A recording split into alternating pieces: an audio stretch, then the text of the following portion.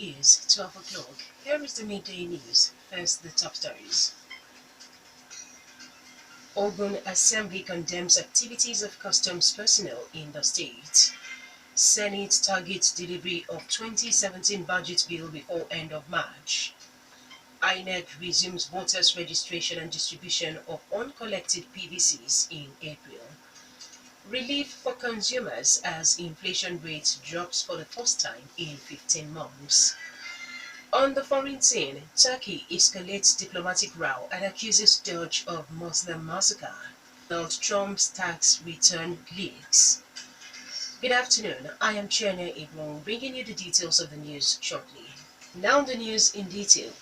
Ogun State House of Assembly has condemned the activities of the Nigeria Customs Service in the state following the alleged killing of a suspected rice smuggler and two others by customs officers at Kovakwe near Abeokuta. The Speaker Suraj Adekunbi during the House plenary in Abeokuta expressed concern over the incident barely a week after customs operatives broke into shops of rice dealers at Songo and carted away hundreds of bags of rice. He asked the customs to exhibit high level of professionalism in discharging their responsibilities. Meanwhile, the Assembly has received two bills to fast-track the dispensation of justice in the state. One of the bills is for the establishment of a court of arbitration to resolve disputes, while the second bill is for the administration of criminal justice in high courts and magistrate courts. The Speaker Suraj Adekunbi read the Governor Ibikune Amosu's letters containing the two bills during the plenary. 7 people have lost their lives in a multiple auto crash along the Lagos-Abeokuta Expressway at Abuleoko near Ifo in Ogun State. Those who died included 4 females and 3 males. 5 other people were injured in the ghastly accident involving a Mack truck marked BDG 947XR, a Mazda bus marked SMK 800XN, and a Volkswagen car marked KTU 479AS. Spokesman of the Ogun State Traffic Compliance and Enforcement Corps, Commander Babatunde Akimbiyi, who confirmed the incident, says the accident was caused by the driver of the truck, who allegedly drove against the traffic. The body of those who died in the accident had been deposited at the morgue of Ifo General Hospital. The Senate has given all its standing committees 1 week to complete their assignments of the estimates of the federal ministries, departments, and agencies in the 2017 appropriation bill.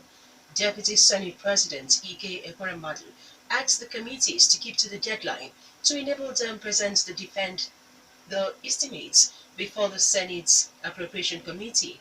Ekweremadu, who announced this during the Tuesday plenary, says the bill must be passed before the end of this month. Earlier, the Senate President Bukola Saraki, after a meeting with President Muhammadu Buhari on Tuesday at the Presidential Villa in Abuja, also promised that the 2017 budget will be ready by this month. Buhari presented the over 7 trillion naira bill to a joint session of the National Assembly last December 14. House of Representatives has asked the presidency to urgently set up a special force to disarm all the herdsmen in the country to reduce clashes with farmers. The House took the decision following a motion sponsored by the Benue State caucus in the House, which complained about the last Saturday invasion of Buruku local government area by those they called armed strange herdsmen. The caucus told the House that the invading herdsmen destroyed farms, they plundered the yambans, and also looted homes, while security forces refused to intervene. The Deputy Speaker, Yusuf Lasso, who presided over the plenary, directed the House committees on special duties and political affairs to actualize the resolution. Meanwhile, Governor Samuel Otom says all herdsmen will be evicted from Benue State as from Thursday this week, following the fresh attack on the farmers. Addressing affected farmers on Monday night, the governor told them that all the herdsmen will be led out of the state by security forces. Independent National Electoral Commission (INEC) is to begin the continuous registration of eligible voters in April to kickstart the preparation for the 2019 polls. The INEC chairman, Professor Mahmoud Yakubu, who made this known at a meeting with leaders of political parties in Abuja, says the distribution of permanent voter cards yet to be collected by their owners will also begin in April. Mahmoud also told the politicians that 86 political associations had also applied for registration as political parties ahead of the 2019 polls. Last week, the electoral agency also announced the tentative dates for the 2019 polls, including February 16, 2019, for the presidential and National Assembly polls. They will be followed by the governorship and state assembly polls on March 2, 2019. Economic and Financial Crimes Commission (EFCC) has begun the tracking of the owners of the fresh naira notes totaling 49 million naira which were abandoned at the Kaduna airport. The naira notes, packed into five 150-kilogram bags, were discovered unattended to during the screening of baggages at the airport.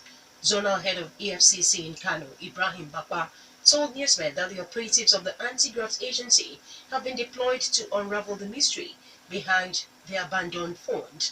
The operatives, according to him, are investigating the source and the owner of the money.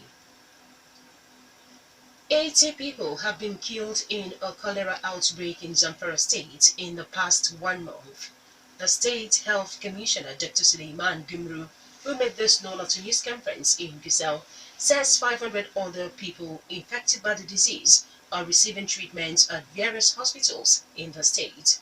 According to the commissioner, the disease has spread to 10 of the state's 14 local government areas, including Kaura Namoda, the Bugundu, Maru, Maradun, Talata Mafara, and Bakura, while other local government areas that are affected by the disease are Borni Magaji, Zumi, Shinkafi, and Anka.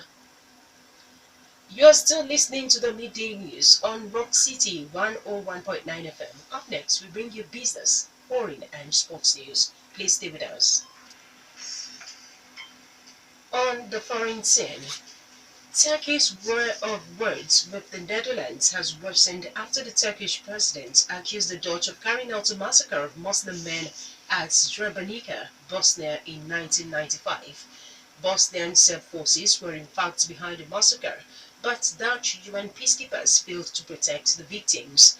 President Recep Tayyip Erdogan said the failure, still erroneous in the Netherlands, revealed Dutch morality was broken. The Dutch Prime Minister called the remarks a vile falsification and expressed concern that Mr. Erdogan was becoming increasingly more hysterical. Turkey is furious at the decision by the Netherlands on Saturday to bar two Turkish ministers from addressing expatriates in the country ahead of a referendum in Turkey. In retaliation, Turkey accused the Dutch of Nazi tactics, barred the Dutch ambassador from returning to Ankara, and suspended high-level relations with The Hague in a raft of diplomatic sanctions. On Tuesday, Turkey's Deputy Prime Minister, Numan Kurtulmuş, said the country may levy economic sanctions against the Netherlands as well.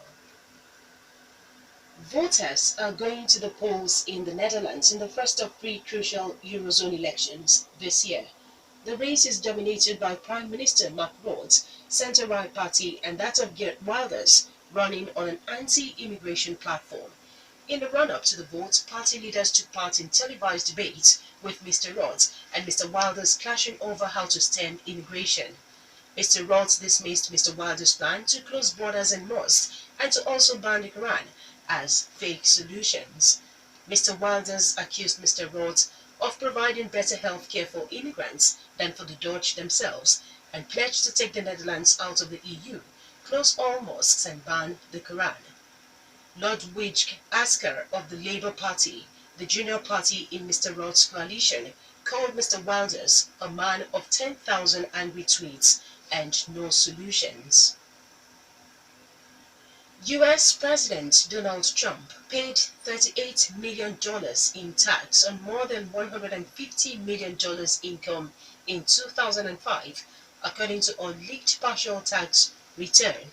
The 2 pages of the tax return, revealed by US TV network MSNBC, also showed he declared $103 million in losses. It gave no details on income sources. The White House said publishing the tax return was against the law. Mr. Trump refused to release his tax returns during the election campaign, breaking with a long-held tradition. Correspondents say that despite the lack of detail, the leak is still significant because so little is known about President Trump's tax affairs, and the new information could increase pressure on him to release more. Next is the business news. Inflation rate has dropped in February to 17.78%, the lowest level in the past 15 months. The National Bureau of Statistics in the data released on Tuesday says the low rate was driven by a slower rise in general price level. Inflation had risen to 18.72% in January, its 12th monthly rise and its highest level in more than 11 years, as Nigeria grapples with an economic recession, a currency crisis, and job shortages brought on by low oil prices. The Bureau, in a separate food index, showed inflation at 18.53% from 17.82% in January, pushed up by the rise in food staples such as bread, cereal, and meat, while drink prices slowed. The agency's forecasts inflation to be at 15.74% at year end and 12.42% in 2018, which, if achieved, could alleviate the widespread frustration with cost of living. Finally, in the midday news is the sports news. Chelsea right wing-back Victor Moses is a big doubt for Nigeria's upcoming friendlies against Senegal and Burkina Faso at the Hive Stadium in London, England. Moses limped off injured on Monday night as Chelsea beat Manchester United 1-0 in the FA Cup quarter-final, and a calf strain is the initial diagnosis of his ailment. If this is confirmed by Chelsea medics, when the Super Eagles star is further assessed, he could face up to 3 weeks on the sideline. Wolfsburg team star Victor Osimhen is definitely out of the friendlies as he is still recovering from injury and has been replaced in the squad by Olarewaju Kayode of Austria Vienna. That was the midday news, and just before we go, the major stories once again. An assembly condemned activities of customs personnel in the state. Senate targets delivery of 2017 budget bill before end of March. INEC resumed voters registration and distribution of uncollected PVCs in April. Relief for consumers as inflation rate dropped for the first time in 15 months. On the foreign scene, we reported that Turkey escalated diplomatic row, accused Dutch of Muslim massacre, and Donald Trump's tax return leaked. For more stories and to listen to us live, please log on to our website www.rockcityfmradio.com/live. Thank you so much for listening. I'm Chenya Yvonne. Good afternoon and do have a great day ahead.